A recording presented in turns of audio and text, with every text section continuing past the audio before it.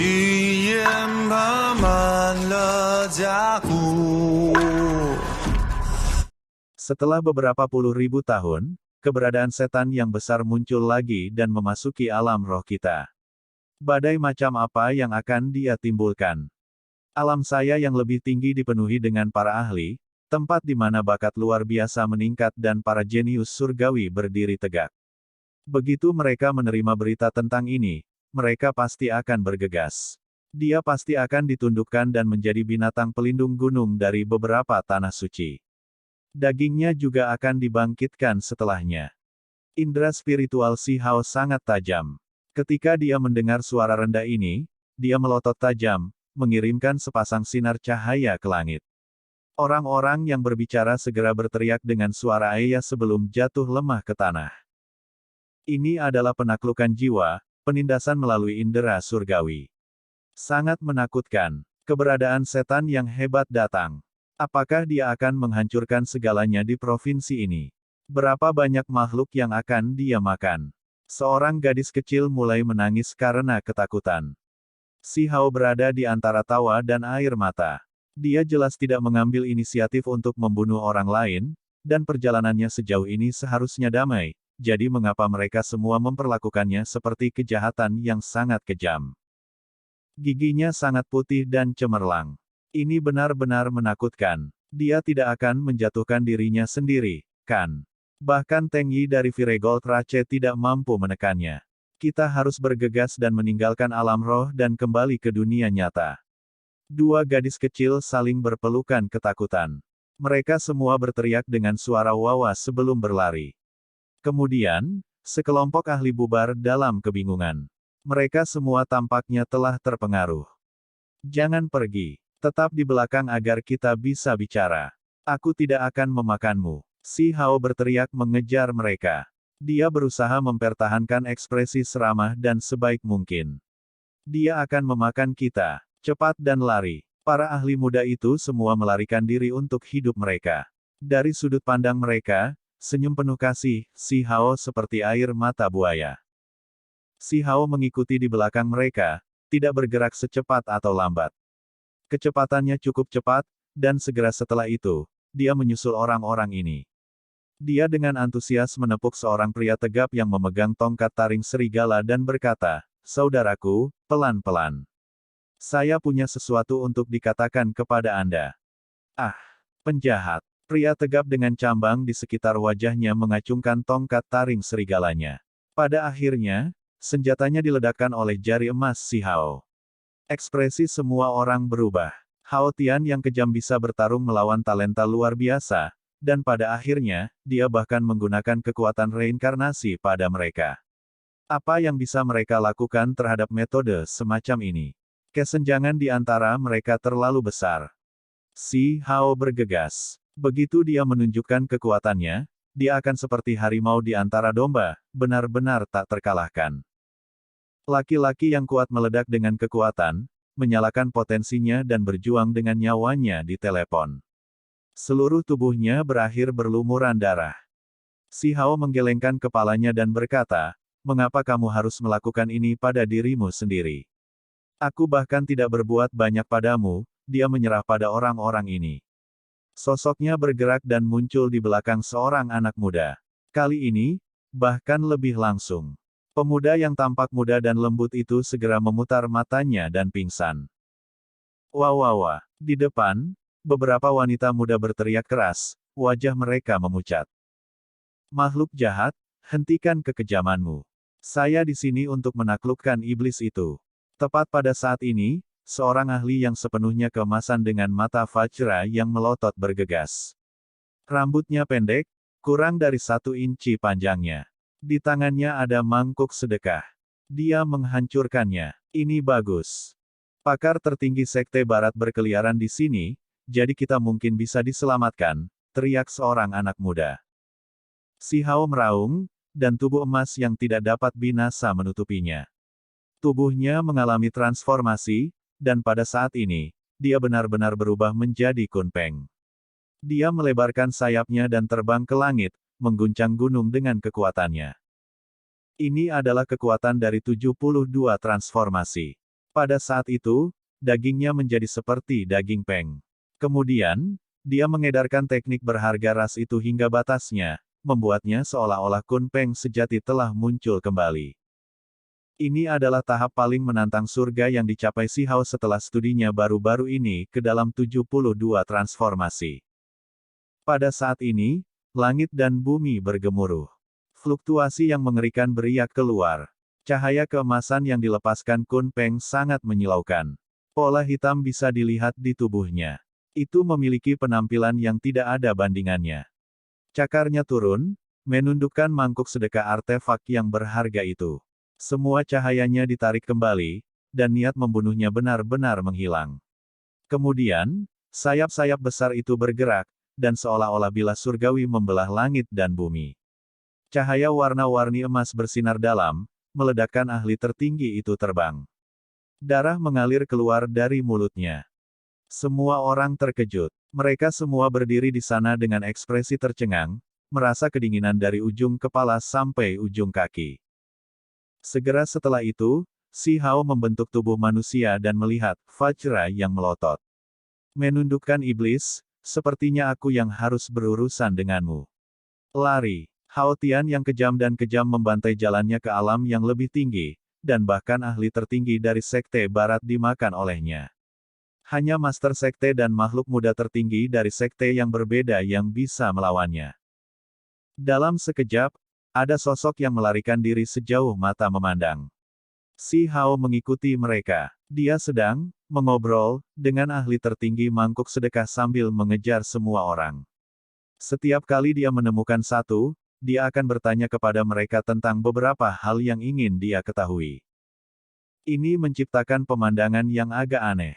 Satu orang mengusir pembudidaya yang tak terhitung jumlahnya. Akhirnya, ada semakin banyak orang, begitu banyak sehingga tidak diketahui berapa banyak jumlahnya. Setelah mengejar mereka selama 500 li, orang-orang ini telah berubah menjadi banjir, dan bahkan burung-burung ganas dan binatang buas di pegunungan terkejut. Itu menciptakan injak binatang, seolah-olah ada pergolakan besar.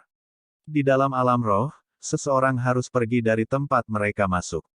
Karena itu, banyak orang yang tidak ingin bunuh diri secara langsung, sehingga mereka hanya bisa berlari dengan segala yang mereka miliki. Semuanya, jangan takut. Bakat surgawi dan tokoh-tokoh hebat akan segera bergegas setelah mendengar berita itu. Dia pasti akan ditekan. Ada seseorang yang berbicara dengan agak berani sambil berlari.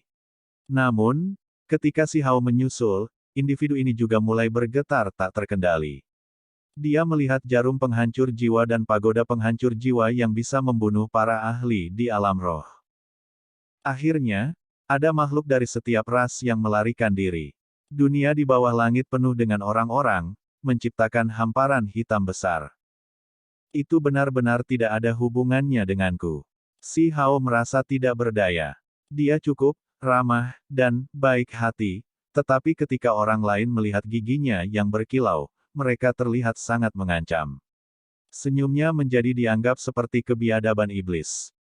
Keturunan pendosa, kamu berani bertindak tidak terkendali ini dan bertindak kejam di alam yang lebih tinggi. Bahkan nenek moyangmu ditindas, jadi badai macam apa yang bisa kamu timbulkan? Suara yang jernih dan cerah ditransmisikan. Di sebuah gunung besar di kejauhan, seorang pria berdiri di sana sendirian dan mengucapkan kata-kata ini. Sebuah jalan besar emas terbentang dari puncak gunung dan dengan cepat mendekat, menempuh jarak 10 li dalam sekejap. Itu dengan cepat menutup. Dia tidak bergerak sedikit pun saat dia berdiri di lorong emas yang besar itu. Dia tiba di depan Si Hao dan menghalangi jalannya. Rambutnya berwarna emas dan pakaian perangnya berkibar-kibar. Ada teratai emas yang disulam di lengan bajunya, dan ada jejak teratai di antara alisnya yang berkilau cerah. Orang ini seharusnya cukup kuat. Si Hao terkejut. Dia bertemu ahli lain. Ras apa ini? Mungkinkah itu bakat yang luar biasa? Namun, sepertinya itu tidak mungkin. Individu-individu ini berjauhan satu sama lain dan tidak dapat hidup berdampingan di tempat yang sama. Itu kakak King Xian, King Ge. Seseorang berteriak kaget. Mereka berhenti bergerak dan mengungkapkan ekspresi bersemangat. Mereka menantikan bagaimana keadaannya sekarang. Ketika Si Hao mendengar ini, dia segera tahu bahwa adik perempuan ini tangguh, atau mengapa adik perempuan itu disebutkan di hadapannya. Dia benar-benar luar biasa. Tertinggi wanita generasi muda Lotus Rache menjadi kakak laki-laki King Xian datang. Mungkinkah dia tidak terlalu jauh? Beberapa dari semangat orang-orang ini terangkat. Tentu saja, lebih banyak lagi yang memilih untuk melarikan diri, menutupi tanah dengan sosok yang bergerak. Itu seperti penyerbuan binatang buas ketika banyak makhluk melarikan diri ke kejauhan. Mereka tidak ingin berdiri terlalu dekat dengan keberadaan setan yang hebat ini. Orang-orang yang tinggal di belakang semuanya adalah individu yang kuat. Mereka menyaksikan pertempuran dari jauh. Lotus Rache. Apakah kamu terlahir sebagai bunga lotus?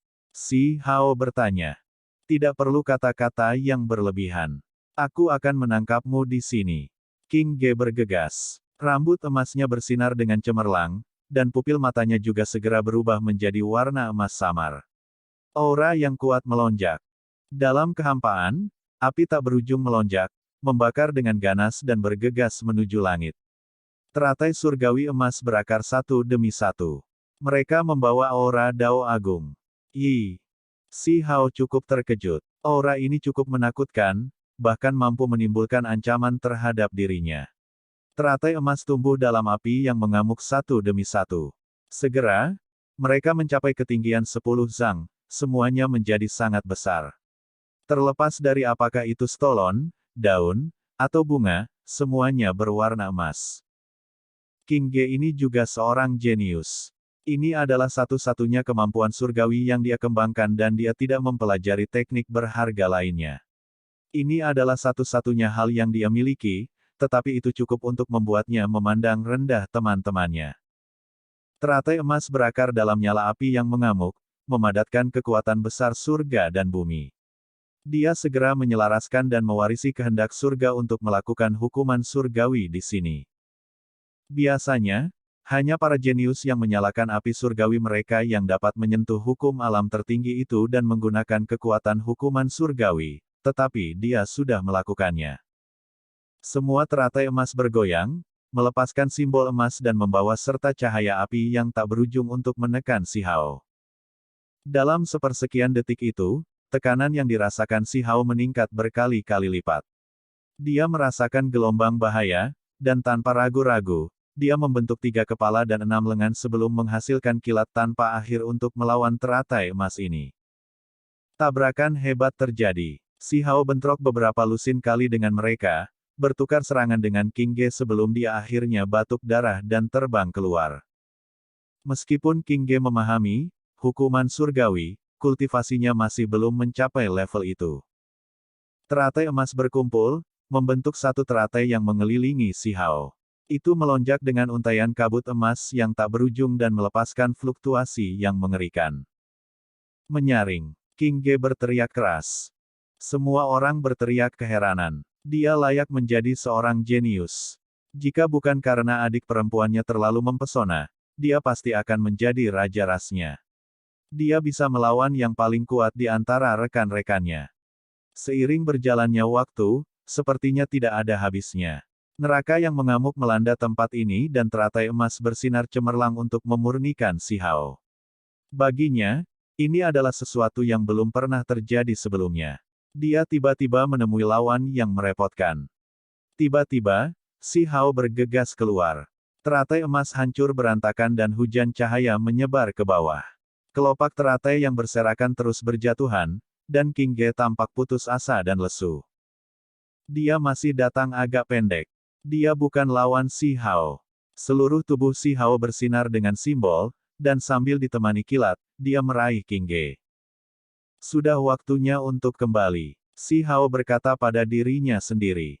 Jika dia menyeret ini terlalu lama, sesuatu yang tidak terduga mungkin terjadi, dan akan merepotkan jika gerbang emas raksasa diblokir.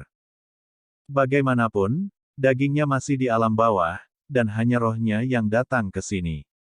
Jika koneksi terputus, dagingnya akan mati cepat atau lambat. Jangan bunuh diri. Aku hanya ingin mengobrol denganmu. Aku tidak akan memaksamu untuk melakukan apapun. Si Hao berbicara. Dia melihat bahwa King Ge akan menggunakan metode rahasia untuk mengakhiri hidupnya sendiri dan menghentikannya. Dia berubah menjadi Kun Peng dan melebarkan sayapnya ke udara. Hanya dalam beberapa detik, dia sudah bergegas keluar dari gerbang emas dengan mangkuk sedekah dan King Ge tiba di altar tembaga Sparrow. Diskusi setelahnya tidak berjalan mulus sama sekali, namun si Hao masih mempelajari beberapa hal yang ingin dia ketahui. Dia ingin mengetahui rute mana yang menuju alam yang lebih tinggi yang lebih dapat diandalkan dan aman. Pada akhirnya, dia melepaskan semua tawanannya, dan dengan lambaian lengan bajunya, dia berjalan menuju jalan surgawi itu dan kembali. Tubuh aslinya akan pergi ke alam yang lebih tinggi. Si Hao tidak tahu bahwa setelah dia meninggalkan alam roh, ada kegemparan besar yang muncul di gerbang emas.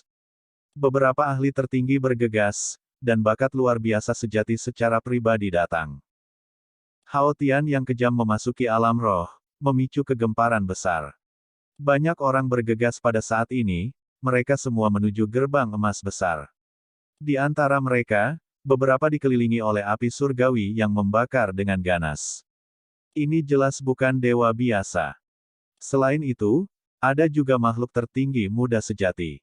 Ketika mereka menerima informasi tentang keberhasilan Hao Tian yang kejam, mereka semua bergegas untuk melihat dan mencoba menekannya. Sayangnya, semua orang masih terlambat. Si Hao sudah pergi. Mari kita menyembelih jalan kita dan melihatnya. Beberapa orang menyarankan.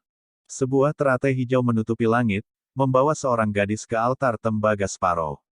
Tindakan pertamanya segera membuat semua orang berteriak kaget. Itu tidak terduga King Xian. Dia ingin membalas dendam untuk kakaknya dan langsung menginjak jalan yang menuju ke alam bawah. Penerbangan tidak diizinkan di jalan ini, jadi dia hanya bisa berjalan ke bawah. Kemudian, makhluk yang memiliki api surgawi mereka juga turun. Mereka berubah menjadi cahaya surgawi dan bergegas menyusuri jalan itu. Kemudian, semua orang berteriak kaget lagi. Zhengu dari Spirit Rache datang, yang memiliki tombak beku darah yang bisa menembus apa saja. Di altar tembaga Sparrow, sosok emas menghilang dengan sekejap dan bergegas ke bawah. Tubuh asli Teng Yi datang.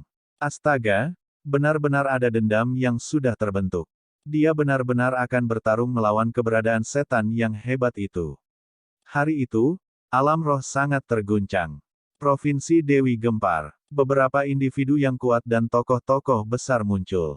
Mereka bergegas menuju altar tembaga Sparrow dan kemudian mengikuti jalan kuno itu ke alam bawah. Lengan panjang si Hao berkibar-kibar saat dia turun dari jalan yang panjang. Dia bergerak lebih cepat daripada saat dia naik. Sementara itu, orang-orang di puncak gunung besar di sisi lain telah lama menghilang. Semua orang terkejut setelah melihat pertempuran hebat hari ini. Sebenarnya ada medan perang di langit, dan jenis pertempuran ini benar-benar terjadi. Itu benar-benar perjalanan yang berharga. Banyak orang sudah berspekulasi bahwa itu adalah alam yang lebih tinggi. Si Hao mengikuti jalan yang panjang dan akhirnya kembali. Dia berjalan ke gerbang perunggu dan tiba di alam besar tempat dia berada. Cepat, tutup. Burung kakek menunjuk. Gerbang besar pegunungan ditutup dengan suara gemuruh. Kekacauan primal menyelimuti udara, menenggelamkan tempat ini. Si Hao tercengang. Dia berbalik dan melihat ke belakang. Ada orang yang mengikutimu, dan mereka pasti yang besar. Jika mereka memasuki Void God Realm, hasilnya akan menjadi bencana besar. Kata Penatua Koin. Kita bisa mempertimbangkan untuk membuka medan perang jebakan. Kata kakek burung. Lupakan saja, alam bawah itu lemah dan tidak bisa membela diri terhadap orang-orang itu. Penatua Koin menggelengkan kepalanya. Si Hao mengungkapkan tatapan aneh.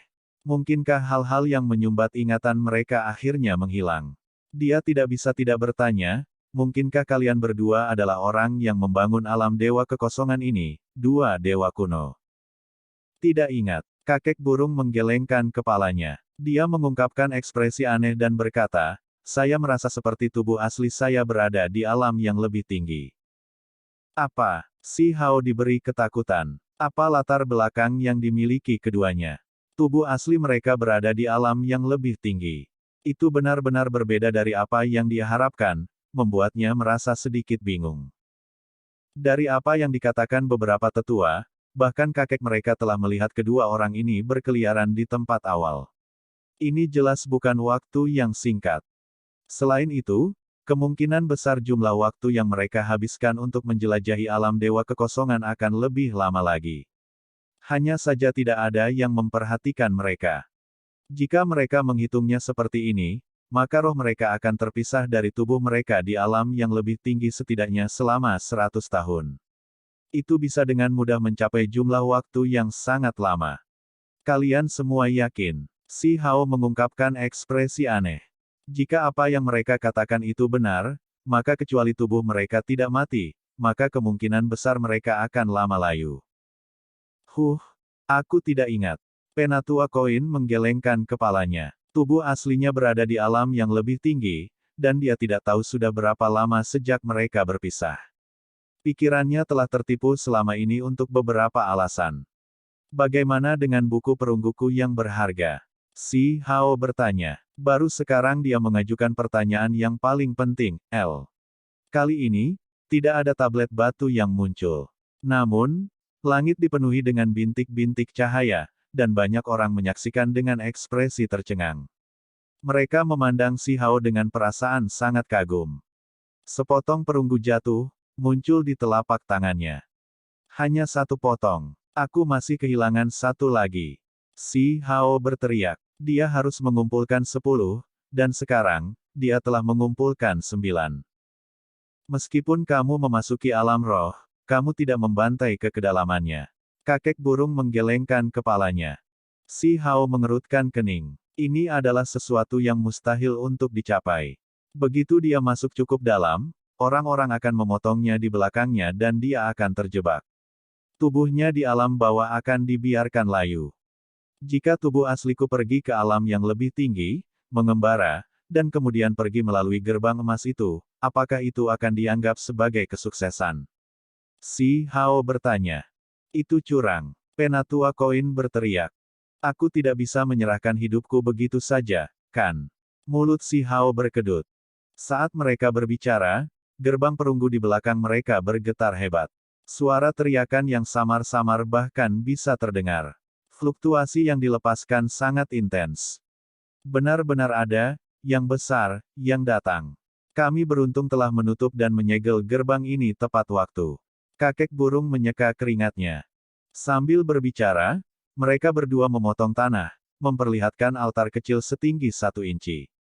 Permukaannya berkilau dengan kecemerlangan, memperlihatkan beberapa pemandangan seperti cermin. Ada dewa yang datang, kata kakek burung. Ketika Si Hao mendengar ini, dia berjalan dan terus melihat sekeliling. Dia melihat beberapa api surgawi menyala dengan ganas serta beberapa ahli muda. Dia menggosok hidungnya. Sepertinya dia telah menimbulkan masalah besar. Gerbang perunggu itu kokoh dan abadi. Tidak peduli bagaimana mereka menyerangnya, itu terus tidak bergerak. Si Hao kembali ke dunia nyata dan membuka matanya. Pengalamannya kali ini benar-benar aneh. Kesadaran surgawinya telah benar-benar memasuki alam roh dan mengalami beberapa hal. Aku harus pergi pada akhirnya. Si Hao berkata dengan lembut. Dia berjalan-jalan di istana kekaisaran, tiba di taman istana dan melihat bahwa King Feng sedang berbicara pada dirinya sendiri. Menjadi kaisar manusia, tapi aku tidak siap sama sekali. Apa yang harus aku lakukan? Si Hao menghela nafas dan meninggalkan tempat ini. King Feng agak lemah, dan dia tidak ingin King Feng melakukan hal-hal yang tidak ingin dia tangani. Jika dia tidak bisa maka dia hanya akan menyerahkannya kepada Raja Perang. Jenis masalah ini tidak bisa menunggu lebih lama lagi. Dia tidak punya waktu untuk berlama-lama. Dia dengan cepat memanggil Raja Perang, Peng Sembilan, dan beberapa raja tua, memberi tahu mereka apa yang ada dalam pikirannya. Sebenarnya, aku punya kandidat. Raja Ming berkata, dia memperoleh sedikit pil kelahiran kembali dan telah menjadi ahli tertinggi sekarang juga. Tolong lanjutkan, kata Si Hao. Tuan Pemburu, Si Heng. Dia memberikan sebuah nama. Itu dia. Si Hao terkejut. Ketika dia pertama kali tiba di ibu kota batu, dia telah berpartisipasi dalam pelelangan yang sama dengan Tuan Huntian, dan pada saat itu, pihak lain memperoleh artefak magis kuno, penguasa iblis darah. Selama pertemuan sesudahnya, keduanya bahkan minum dan mengobrol dengan riang, berbicara cukup lama. Orang ini tampak sembrono dan tidak terkendali di luar, merangkul wanita yang mengelilinginya, tetapi dia sebenarnya kuat dan lihai. Sebelum Si Hao naik ke tampuk kekuasaan, dia adalah raja bangsawan termuda dari negara batu. Bakat alaminya sangat menakjubkan. Raja Perang menambahkan, dia benar-benar sangat luar biasa, seorang jenius. Kami sudah tua, tapi dia masih muda dan di masa jayanya. Dia adalah seorang bangsawan dan raja yang sangat mulia di usia yang begitu muda, jadi dia pasti akan menjadi ahli tertinggi di masa depan. Saat itu, dia juga salah satu pewaris. Jika Anda tidak naik ke tampuk kekuasaan, kaisar sebelumnya akan sedikit menyukainya juga. Peng 9 berbicara. Si Hao mengangguk. Saat itu, dia sudah tahu bahwa raja termuda klan batu memiliki kualifikasi untuk mendapatkan gelar kaisar. Aku akan meluangkan waktu untuk memikirkannya. Si Hao mengangguk. Dia sudah berbicara seperti ini, artinya sangat mungkin. Namun, dia memberi perintah agar informasi ini tidak bocor. Selama beberapa hari berikutnya, Si Hao menangani beberapa masalah, dan kemudian dia mulai mempelajari diagram 10.000 roh dengan cermat. Ini adalah alasan utama mengapa dia menunggu begitu lama sebelum pergi. Dia ingin maju lebih jauh dalam pemahamannya tentang misteri yang luas dan mendalam ini sebelum berangkat ke alam yang lebih tinggi.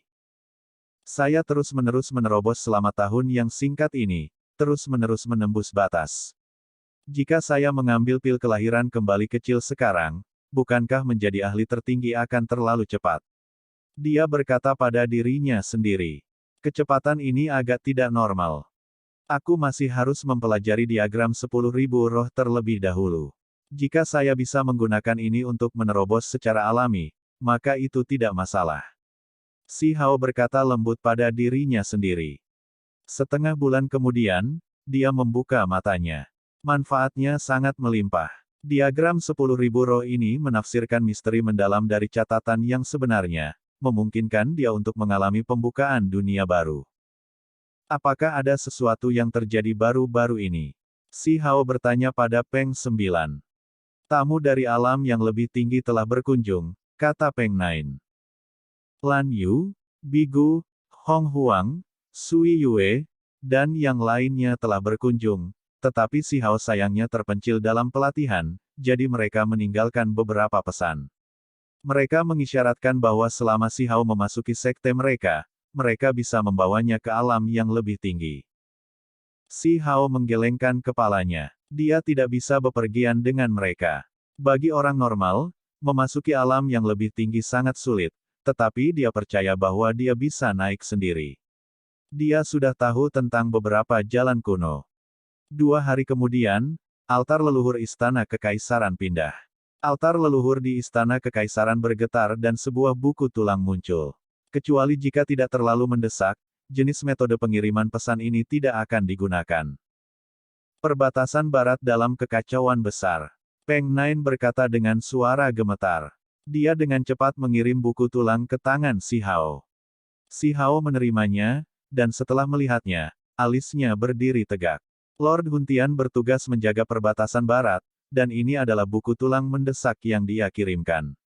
Dia menulis dengan jelas bahwa Heaven Swallowing Sparrow telah muncul kembali, dan dia hampir menyalakan api surgawinya.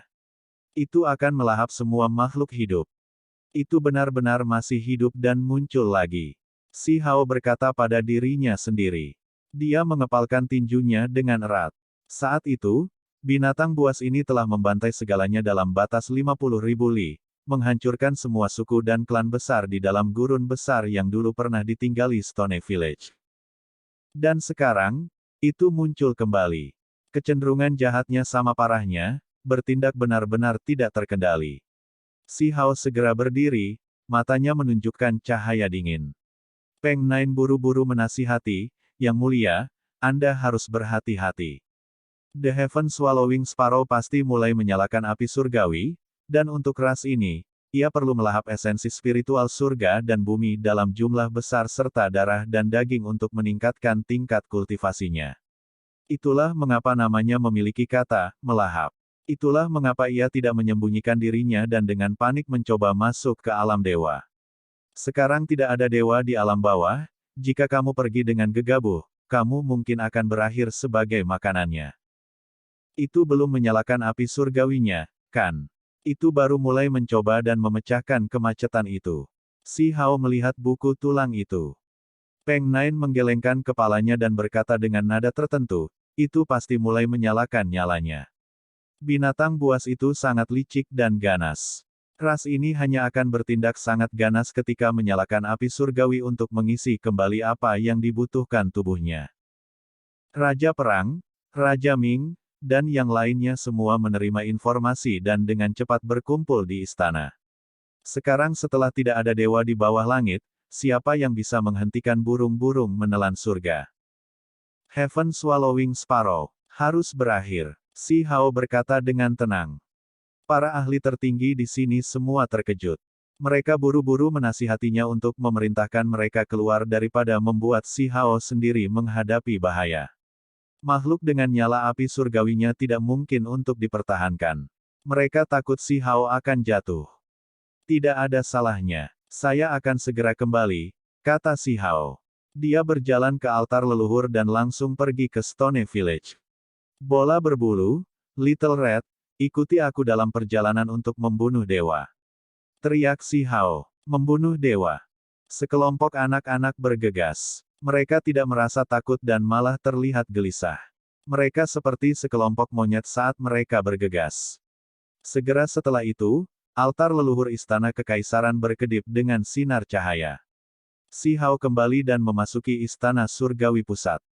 Yang mulia, jangan menempatkan dirimu dalam bahaya. Raja Perang menasihati lagi. Si Hao melihat buku tulang kedua dengan pandangan sekilas. Dia menerimanya dan menyapu matanya. Ekspresinya menjadi murung. Itu datang sekali lagi dari Lord Huntian. The Heaven Swallowing Sparrow telah mendatangkan malapetaka lagi, melahap manusia yang tak terhitung jumlahnya. Itu akan menyalakan api surgawinya. Itu pasti sudah menyalakan api surgawinya. Lord Huntian tidak mengerti burung ganas itu. Yang mulia tidak boleh pergi. Raja Ming sangat khawatir. Saya tidak akan menempatkan diri saya dalam bahaya. Kalian melindungi istana kekaisaran. Serahkan Heaven Swallowing Sparrow ini padaku. Si Hao memerintahkan, memberitahu mereka bahwa mereka tidak bisa pergi dan harus tetap tinggal di ibu kota kekaisaran. Kemudian, Si Hao naik ke altar dan membuka jalan sebelum menghilang. Reruntuhan layu membentang puluhan ribu li di perbatasan barat. Ada hamparan keheningan mematikan dengan semua makhluk hidup musnah. Si Hao muncul. Dia berdiri di tengah kota besar yang telah lama berubah menjadi reruntuhan. Semua penghuninya telah musnah, hanya meninggalkan jejak berdarah di tanah. Saat dia berjalan ke depan, dia melihat terlalu banyak darah. Bahkan tidak ada satu orang pun yang masih hidup. Beberapa puluh ribu li menjadi tempat bencana. Terlepas dari apakah itu ras manusia atau makhluk lain, mereka semua dimakan. Si Hao tidak berhenti. Dia naik ke kereta perang emas dan dengan cepat bergegas ke kota besar lain untuk melihat Lord Huntian. Dia ingin memahami situasinya dengan jelas. Cahaya keemasan memenuhi langit saat dia turun ke kota ini. Hati orang-orang di sini terkejut, dan kebanyakan dari mereka sudah melarikan diri, takut bahwa target berikutnya dari Heaven Swallowing Sparrow akan ada di sini. Ada kekacauan besar di jalan-jalan, dan suara tangisan bisa terdengar di mana-mana. Si Hao menemukan kediaman Raja Bangsawan dan langsung masuk. Berhenti. Seseorang berteriak. Si Hao tidak memperhatikan ini dan berjalan maju dengan langkah besar. Suruh Lord Huntian keluar. Seseorang di istana menjawab, dan ketika Si Hao mendengar apa yang dikatakan, dia menghilang dalam sekejap, langsung muncul di aula utama yang megah. Yang mulia, Anda datang. Ada seseorang yang duduk di singgasana di tengah aula utama. Itu adalah pria tinggi dan heroik yang melihat ke bawah dengan tatapan seperti kilat. Itu tepatnya Lord Huntian. Mata Si Hao menyipit dan pupilnya mengecil. Lord Huntian duduk di singgasana sambil melihat ke bawah, wajahnya membawa sedikit kedinginan. Tuan Huntian, apa yang kamu coba lakukan? Si Hao bertanya. Tak terkekang. Di samping, seorang pelayan tua berteriak, langsung mencaci maki Si Hao. Si Hao tidak memperhatikannya dan malah menatap Lord Huntian. Itu bukan burung-burung menelan surga, tapi kamu. Yang mulia, Anda pasti lelah. Duduk dan istirahatlah sebentar. Lord Huntian berkata dengan tenang. Si Hao tidak mengatakan apa-apa dan menatapnya. Itu benar-benar bukan burung-burung menelan surga, dan sebaliknya dewa alam yang lebih tinggi yang ingin kamu mati. Lord Huntian berkata dengan acuh tak acuh.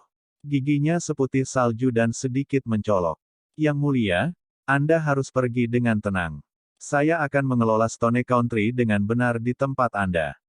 Si Hao tidak mencaci maki dia dan malah tertawa terbahak-bahak. Namun, ada gelombang kemarahan yang muncul di dalam dirinya. Apa yang kamu tertawakan? Lord Huntian berkata dengan dingin.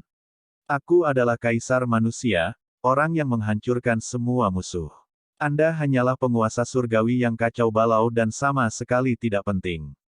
Bahkan jika dewa alam yang lebih tinggi datang, aku juga akan menekan dan membunuh mereka. Kata Si Hao. Suaranya bergema dan tajam seperti benturan pedang. Film pun berakhir.